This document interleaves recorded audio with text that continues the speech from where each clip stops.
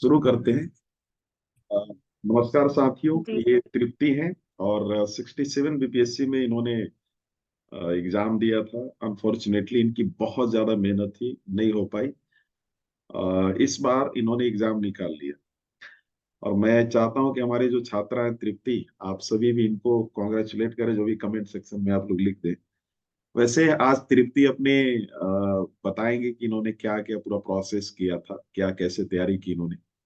तृप्ति, सबसे पहले तो ये बताओ कि जब 67 का नहीं निकला था, आई नो, मतलब मैं तो सारा चीज जर्नी जानता हूँ आपका, लेकिन जब 67 नहीं निकला था तो क्या फीलिंग था तृप्ति, मतलब वो चीज बताओ, क्योंकि वो फिर से बहुत बच्चे गुजर चुके हैं। Yes sir. Sir definitely disheartened तो थी, बट अगेन वो कमबैक का एटीट्यूड था, प्लस ज्यादा दूर भी नहीं था 68 बीपीएससी का सोचने पर समय भी नहीं इंटरव्यू। था। और हाँ, तो प्रोसेस में ही थी तो जल्दी ही निकल गई उससे। हम्म। तुरंत ही रिजल्ट आ गया इसका भी। हाँ, मैं देखा करता ना, मुझे मालूम था कि जब 67 का रिजल्ट आया था, हालांकि उस समय काफी दुखी थी तृप्ति, बता किसी को नहीं रही थी। वो सब दिख जाता है बच्चों का, है ना, शिक्षक को या माता पिता को दिख जाता है बच्चों के आंख। लेकिन वो सारा गुस्सा भड़ास निकल गया 68 में, ये अब बताते हैं। तो इस बार इनका सिलेक्शन भी हुआ। अब 69 का भी आपने मेंस दिया है, तृप्ति, जी सर। और इस बार भी आपका होगा। भगवान करे इसमें आप टॉप 10 में आए, है ना, क्योंकि आपने जो मेहनत किया वो चीज आपको मिलना चाहिए। तो तृप्ति, सबसे पहले आप अपनी एकेडमिक्स बता दीजिए, एकेडमिक्स क्या है आपकी। सर एकेडमिक्स बहुत नॉर्मल बैकग्राउंड का रहा है, गवर्नमेंट स्कूल तक ही किया मैंने, 12th तक। ग्रेजुएशन मैंने बीएचयू से किया, और उसके बाद पोस्ट ग्रेजुएशन नहीं किया, डायरेक्ट सिविल सर्विस की तैयारी में डायरेक्टली आ गई थी। हम्म। अच्छा ये बताओ, जैसे आंसर राइटिंग अभी तृप्ति कुछ बच्चों को दिक्कत हो रहा है, तो क्या ऐसा करे करना चाहिए इनिशियली? देखो, लिखना अगर उन्होंने शुरू कर दिया तो प्रॉब्लम तो नहीं है, शुरू कैसे करें, ये सबसे बड़ी प्रॉब्लम। सर आंसर राइटिंग शुरू करने के लिए तो पीवाईक्यू अटेम्प्ट करना सबसे ज्यादा जरूरी है, और उसके मॉडल आंसर कहीं का भी आप ले सकते हो और लिख के चेक करना। उसके बाद कोई भी अगर मेंटोर हो या किसी के सीनियर्स हो, दोस्त हो। मेरा तो पीयर ग्रुप्स ही था, तो मैं अपने दोस्तों को दिखाती थी, उनके देखती थी, तो वैसे स्टार्ट किया था मैंने। हालांकि मैंने भी आपकी कई कॉपीज देखी थी, मतलब वो दिख जाता है। हालांकि आपने बोला भी था कि सर मैं, अच्छा आपने भेजा था एक दो कुछ कॉपीज, मैंने देखा उसमें, मैंने ये देखा कि आपने एक जो एक्स्ट्रा कर रहे थे और बच्चे नहीं करते हो। तो आप फैक्ट्स जो है डाल दे रहे थे हर क्वेश्चन में, चाहे किसी प्रकार की कोई भी क्वेश्चन हो। तो फैक्ट आपने रिटेन किया था या फिर मतलब कुछ, क्या उसका पूरा प्लान था, अगर आप बता पाए बच्चों को। हाँ सर। सर आपको आप तो लाइक मैंने मतलब मैंने आपको 69 का कॉपी भेजा था 68 हम्म। मेंस के बाद। तो 68 बीपीएससी तक तो मतलब मेरा था थोड़ा, लेकिन 69 में मैंने ज्यादा इम्प्रूव किया था। तो आपने जो कॉपी देखी थी, हमारा थोड़ा ज्यादा इम्प्रूवमेंट वाली कॉपी देखी थी। लेकिन 68 में हाँ मैंने कोशिश किया था, लेकिन प्रोसेस थी कि हम्म। थोड़ा और आंसर्स को कैसे बेटर बना सकते हैं। और डेटा वगैरह तो मैंने कलेक्ट ऑब्वियसली किया था, जहां से रिलेवेंट डेटा मिल जाए उसको लिख लेना, उसको एग्जैक्टली। याद करना, रखना। अच्छा अभी तृप्ति, ज्यादा आपका मतलब लंबा इंटरव्यू नहीं करेंगे क्योंकि आपकी बहुत सारी वीडियोस हैं। सो आप मुझे ये बताओ कि जब एग्जाम निकला तो एक तो है ना, वो रिलैक्स फील हो रहा होगा कि चलो बेरोजगारी वाला वो जो था ना, वो बर्डन, घर पे प्रेशर एंड ऑल, वो तो खत्म हुआ। सो आपको क्या लगता है कि अभी जो बच्चे जो ऑलरेडी तैयारी कर रहे हैं, वो हमेशा मुझसे यही क्वेश्चन पूछ रहे हैं कि सर बहुत टेंशन है, लग रहा है निकलेगा कि नहीं निकलेगा, तो इस सेचुरेशन पीरियड को कैसे हैंडल करते थे?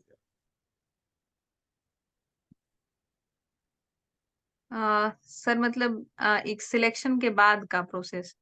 नहीं, सिलेक्शन के पहले जो होता है ना कि अप्स एंड डाउन्स आता है पूरा। Yes sir. Sir I think खराब तो सबको ही लगता है, ह्यूमन नेचर है ये। बट आई थिंक रिगेन करना जरूरी है, और उसमें हैंडल करने के लिए डेफिनेटली कुछ फ्रेंड्स और मेरे जैसे मम्मी पापा थे, मेरे हम्म। फ्रेंड्स भी थे, तो उन्होंने काफी मनोबल बढ़ाया था। हम्म। और वही प्रोसेस में थी तो लगा कि नहीं, अब इस पे करना है, इसमें करना है। हम्म। और ये प्रोसेस भी बहुत क्रूड है, आई थिंक बहुत पेशेंस चाहिए। अच्छा तृप्ति, आपको नहीं, आप इसमें आई थिंक आप बिलीव करेंगी, और आप क्या इसमें आपका राय प्लीज रखिएगा कि जब आपको ये लगे कि आपकी तैयारी में जो सबसे बड़ा हर्डल है, तो उसको आप थोड़ी देर के लिए साइड कर दीजिए। इसके बाद अपनी तैयारी में लगिए, आप उस हर्डल के साथ तैयारी नहीं कर सकते। सो डू यू थिंक ऐसा है कुछ? Hurdles like what? जैसे मान लो कि जॉब कोई कर रहा है, ठीक है, सो अब वो बोलेगा कि नहीं सर मैं जॉब के साथ नहीं कर पा रही हूँ, 1 डेढ़ घंटा ही मैं पढ़ पाती हूँ। तो आपको क्या लगता है ऐसी स्थिति में क्या करना चाहिए? सर आई थिंक बहुत सब्जेक्टिव है ये, मतलब अगर कोई नहीं कर पा रहा है तो बहुत लोग हैं जो जॉब के साथ कर लेते हैं, बहुत लोग नहीं कर पाते हैं। तो आई थिंक सब्जेक्टिवली इंसान को डिसीजन लेना चाहिए अपना पोटेंशियल देख करके कि मैं किस में कंफर्टेबल हूँ या मैं किस सिचुएशन में अपना दे पाऊंगी। हम्म। तो वो आई थिंक ये पर्सनल चॉइस है और सबको उसी हिसाब से डिसीजन इतनी लेना चाहिए। हमें रेलेवेंस, लाइक बच्चों को रेलेवेंस चीजें पढ़नी चाहिए, इरेलेवेंट। जैसे मान लो कि लक्ष्मीकांत है, तो लक्ष्मीकांत पे जो मोस्ट इंपोर्टेंट क्वेश्चंस है, ये टॉपिक्स हैं, ये चैप्टर से वही पढ़नी चाहिए ना, या फिर लोकपाल लोकायुक्त सब पढ़ लें? क्या आपका कहना है इसमें? सर आई थिंक मतलब नॉलेज लोकायुक्त जैसे है वो that is also an important chapter. तो आई थिंक कि जो जो इम्पोर्टेंट चैप्टर है वो तो डेफिनेटली पढ़ लेना चाहिए। जो थोड़े कम इम्पोर्टेंट टॉपिक्स है उनको एक बार गो थ्रू तो जरूर ही करना चाहिए, क्योंकि नॉलेज बेस इससे ब्रॉड होता है। मतलब वो चीज आपको एक बार देखना चाहिए सारे बच्चों को, लेकिन ज्यादा ध्यान उस चैप्टर पे देना चाहिए जो बार बार आ रहे हैं, जिनके वेटेज ज्यादा है। सो अभी हाँ जो, सर। हाँ अभी जैसे अगर आप बताना चाहें तृप्ति, अब सबको मालूम है किताब कौन कौन फॉलो करना है। करंट अफेयर के लिए बहुत बड़ी क्वेश्चन है, और आपने तो कई बार क्लास में गाइड भी किया, आई थिंक मुझे लगता है मैंने बुलाया भी है, इफ आई एम राइट। तो आपको क्या लगता है करंट अफेयर का क्या आपका सोर्स था? सर मैंने कभी गाइड नहीं किया मतलब किसी को भी। बट हाँ, यहाँ मैं बता दूंगी, मतलब मैंने करंट अफेयर के लिए जनरली न्यूज़पेपर ही फॉलो किया था। हम्म। और एक मंथली मैगजीन मैं विजन का पढ़ती थी। हम्म। वो तो आप किया जैसे है। एग्जैक्टली तो न्यूज़पेपर जो पढ़ते थे कौन सा पढ़ते थे आप, लाइक? पहले द हिंदू पढ़ती थी, फिर उसके बाद टाइम क्रंच थोड़ा हो गया तो एक्सप्रेस पे शिफ्ट कर लिया मैंने। एक्सप्रेस कर लिया आपने। अच्छा ये बताओ, जब जो बच्चे अभी सब फेल हुए, लाइक 68 जो फेल हुए हैं, तो उनके लिए क्या कहोगे? क्योंकि बाहर लगातार कॉल आ रहा है मेरे पास, and they are like weeping कि सर मेरा नहीं हुआ ये वो। उनके लिए क्या कहोगे आप? सर उनके लिए तो डेफिनेटली एक ही मैसेज था, मैं भी उस प्रोसेस से गुजर गई हूँ। हम्म। और ये एग्जाम है ही, हर लेवल पे पेशेंस टेस्ट करता है और सबका ये बहुत लक फैक्टर भी है। कुछ लोगों का फर्स्ट टाइम में सिलेक्शन हो जाता है। नॉलेज में बहुत कुछ ज्यादा डिफरेंस रहता नहीं है, बट वही है कि आपका दी डे का परफॉर्मेंस कैसा रहा। और वो दिन किसी का भी खराब हो सकता है, किसी का बहुत अच्छा हम्म। हो सकता है। हम्म। तो मेरे को लगता है कि प्रोसेस में कंटिन्यू रहना चाहिए, अगर मन है तो बिल्कुल उसमें मतलब लगे रहना चाहिए। That is the only way. मुझे मालूम था तृप्ति, जब 60 नहीं, सेवेंथ नहीं हुआ था ना, तो मुझे मालूम था आपका निकलेगा। आपको याद भी होगा मैंने कहा था कि तृप्ति निकलेगा, टेंशन क्यों यस लेना। सर। और मैंने तो पूरी देखिए जर्नी सर, मैं इंटरव्यू के टाइम पे ही मिली थी 67 वाले। और उस हम्म। टाइम पे आपने बोला था ये बात कि तुम मत चिंता करो, हो जाएगा 68 वाले में। हम्म। और उस टाइम पे मेंस भी लिख दिया था मैंने, तो मुझे ये लग गया था कि मतलब मेंस मेरा अच्छा गया है तो चांसेस है। 67 से अच्छा मेन 68 का लिखा था। एग्जैक्टली तो एग्जैक्टली। और नहीं, जैसे ये भी है ना कि जैसे मैं मानता हूँ कि किसी भी बच्चे के तैयारी भी, टीचर्स हो या कोचिंग हो, उसका रोल 1% है। इसलिए क्योंकि 99% तो फिर बिल्कुल सर। बच्चा ही हार्ड वर्क कर रहा है। तो ये कि भाई यस कुछ सर। टीचर्स ना क्रेडिट ले लेते हैं कि नहीं नहीं हमारी छात्रा है वो, तो उस सब से बचना चाहिए। आपके बिल्कुल सर। करने से एग्जैक्टली वो बच्चा ही मेहनत करता है, बच्चा की मेहनत से एग्जाम निकलता है। तो मुझे ये यस जानना यस। है कि जैसे आपने लाइक नोट्स बनाया था, तो मेंस का अलग नोट्स आपने बनाया था या प्रीलिम्स का अलग, क्या था आपका नोट्स मेकिंग प्रोसेस? हाँ सर, मेरा अलग था, मैंने अलग अलग नोट्स बनाए थे। जैसे प्रीलिम्स में फैक्ट्स को ज्यादा रखा था। हम्म। और जैसे पॉलिटी का हो गया तो उसमें लक्ष्मीकांत का शॉर्ट नोट्स प्रीलिम्स का था। बट वहीं पे अगर मेंस के नोट्स को बोले तो आपको बहुत एक्सटेंसिवली जाना पड़ेगा। जैसे बेसिक स्ट्रक्चर है, उसमें क्या पॉजिटिव है, उसके क्या नेगेटिव है, हम्म। चैलेंजेस क्या क्या हो सकते हैं, सुप्रीम कोर्ट का जजमेंट। तो ये कम्प्लीटली मतलब मेंस ओरिएंटेड टॉपिक है, तो इसका ऐसे मतलब 3-4 डायमेंशंस में कवर करके नोट्स अलग अलग था मेरा। तो इसका मतलब ये हुआ कि आपको एक notes making process, note is very important, note आप सभी को बनाना होगा। और हो सके तो मेंस का बनाइए, प्रीलिम्स के लिए अंडरलाइन कर लीजिए, ज्यादा बेहतर होगा। तो तृप्ति हम्म। आप ये बताइए कि आप 70 वाले बच्चों का क्या स्ट्रैटेजी होना चाहिए? हाँ सर, फिलहाल तो जैसे टाइम तो भी बहुत है प्रीलिम्स में। आई थिंक मेंस बहुत रिग्रेस हो गया है, बहुत टफ भी हो गया है।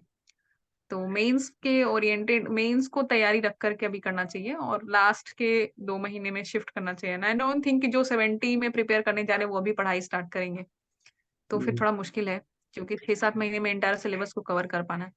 एग्जैक्टली। सो अगर आप अभी कर रहे हैं तो अभी मेंस पे फोकस कीजिए, आप ये कहना चाह रहे हैं 2-3 महीने। हाँ, 2-3 महीने पहले शिफ्ट कर सकते हैं प्रीलिम्स में। मतलब हम लोग जब, सर मेरा भी जब, अपने-अपने पोटेंशियल के हिसाब से आई थिंक, जैसे कुछ लोग होते हैं जिनका प्रीलिम्स बहुत अच्छा होता है, तो उनके लिए 15-20 दिन भी नो डाउट काफ़ी है, एग्जैक्टली जो 2-3 बार कैरिज्मेटिक प्रीलिम्स होते हैं। निकाल चुकी हैं। Yeah. वही सब अलग-अलग स्टेज पे हैं, अलग-अलग पोटेंशियल के साथ, तो उस हिसाब से करना चाहिए उनको।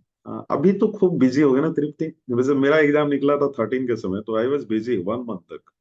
सो आपके साथ क्या है, मतलब हाल मुझे ये बताओ। नहीं सर, मैं बिल्कुल बिज़ी नहीं हूँ। मतलब मेरे साथ क्या था ना कि लगातार कॉल आना, मतलब कहीं यार यहाँ मिलते हैं, तो था एक एक्साइटमेंट भी होता है। आपके पास शायद वो एक्साइटमेंट इसलिए नहीं है, शायद हम लोग फर्स्ट अटेम्प्ट नहीं होता है। ये जो फर्स्ट अटेम्प्टर होते हैं ना वो बहुत एक्साइटेड होते हैं। मतलब मैं यहाँ पे सेकंड अटेम्प्टर की तारीफ कर रहा हूँ बेसिकली, इसलिए ये चीज का ख्याल करना है कि आपको देख चुका था आपने कि भाई कुछ ये सब नहीं है, लाइमलाइट फालतू की चीजें हैं। नॉर्मल एग्जाम क्वालिफाई किए, शांत रहो, अब जाकर अपना ड्यूटी करना है। सो अब आगे का क्या प्लान है? सर आगे का प्लान देखते हैं, लाइक अभी तो एग्ज़ाम हुआ है, आगे फिर मैं प्रोसेस में रहूँगी अभी। यूपीएससी वाला पे भी तो फोकस करना है आप। यस सर, आई इससे M in process.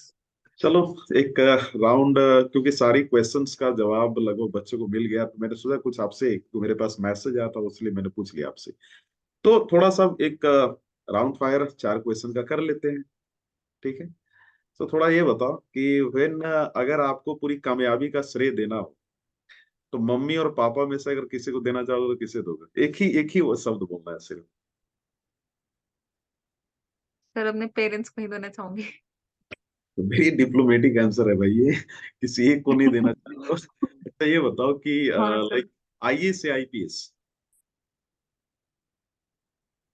Sir administration में ज़्यादा इंटरेस्ट है। आईएएस ज्यादा आपको पसंद है? ओके, सो अगर आपको मैं बोलूं कि आप अगर जैसे रेवेन्यू सर्विस, अभी आपका जो पोस्ट है, चलो उस पोस्ट को आपको ज्वाइन करते हो, तो सबसे पहला काम क्या करोगे आप? सर एक्चुअली इस पोस्ट का जुरिस्डिक्शन थोड़ा भी मुझे क्लियर नहीं है, तो मैं चलो, थोड़ा वेलफेयर देखूंगी, ऑफिसर है, उसके यू बाद विल एडमिनिस्ट्रेशन ऑल्सो करूंगी। अपलिफ्ट करोगे आप, है ना, जो लाइक एससी एसटी कैटेगरीज के जो लोग हैं। So when you think Kunal sir का नाम सुनते हो तो क्या ख्याल आता है? सर मतलब आपसे मतलब बहुत ज्यादा इंटरेक्शन तो नहीं हुआ, बट जितना भी हुआ है लाइक 67 का मुझे याद है, प्राम आईएएस में मेरा इंटरव्यू था, तो वहां पे मॉक इंटरव्यू टाइम पे देने गई थी, and there I met you. और उसके बाद मतलब बहुत ज्यादा कांटेक्ट में नहीं रहे हम, बट फिर भी जितना भी रहे आपने बहुत पॉजिटिविटी दिया है मुझे। Like you are the first, जब मेरा 67 में सिलेक्शन नहीं हुआ था तो आपने कॉल किया था मुझे, और मुझे ऐसा लग रहा था कि लाइक कोचिंग वाले तो जिनका सिलेक्शन हो जाता है उनको कॉल करते हैं, इन सर ने मुझे याद रखा है एंड आपने कॉल किया था। तो फोन से ही बहुत ज्यादा हम लोग मतलब एक बार ही शायद मिले हैं, वही मॉक इंटरव्यू पर हम आईएएस वाले के बाद नहीं मिले हैं, बट स्टिल वो बॉन्ड हमने क्रिएट किया कि हाँ, ओवर द पीरियड आप पूछते रहते थे तृप्ति तैयारी कैसी चल रही है, सब ठीक है ना, तो वो काफी एक होता है ना कि मतलब कुछ लोग हैं प्रोसेस में, थोड़े साथ उन्होंने दिया है, तो आपने पॉजिटिविटी दिया था सर। और 68 का भी मॉक इंटरव्यू आपने लिया था, उस टाइम भी आपने ये भी उस टाइम भी बोला था आपने कि तुम्हारा हो जाएगा, मत चिंता करो, तो वो पॉजिटिविटी का सर आप कहीं ना कहीं एक सोर्स थे। एग्जैक्टली।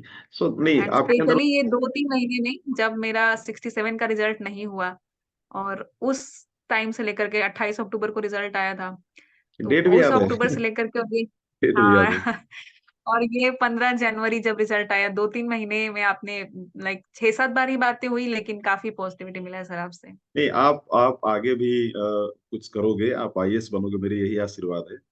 और आप आईएएस बनो, और जो मेन वर्क है हाँ फॉर, सर, ये आपने हमेशा बोला है ये बात कि you are an UPSC material, तो यही मुझे याद है ये बिल्कुल। ये तो ये तो तृप्ति बस शॉर्ट एरिया है, मतलब यहाँ पे मैं, मतलब आप जब एग्जाम क्वालिफाई किया, आई एम वेरी हैप्पी कि चलो कुछ तो मिल गया, बट मैं I am not too much happy. मुझे जब तक आईएएस बन के यस नहीं, सर, अच्छा, सेम हियर। ऐसे मेरे से बहुत सारे लोग ना पूछा कि सर ये बताओ, आप मुझे बोलते हो कि मैं आईएएस बनूं, चलो मैं बन गया, आपको क्या फायदा होगा? मैं बोला यार तुम समझ नहीं सकते, वो जो फीलिंग है ना कि हम लोग वहां तक जो है पहुंचने में थोड़े से चूक गए, तो हम चाहते हैं कि हमारे बच्चे निकालें। जब निकालते हैं तो उस समय हम अपने आप को देखते हैं कि अरे ये देखो ये निकाल लिया। तो वो फीलिंग ने एक्सप्रेस नहीं की जा सकती है, सो बस वो बताई ही जा सकती है। तो चलिए हम सभी मिलते हैं। तृप्ति का जर्नी ज्यादातर जो है काफी ज्यादा कॉम्प्लेक्स रहा। फिर कभी बात करेंगे, आज के लिए इतना ही। धन्यवाद।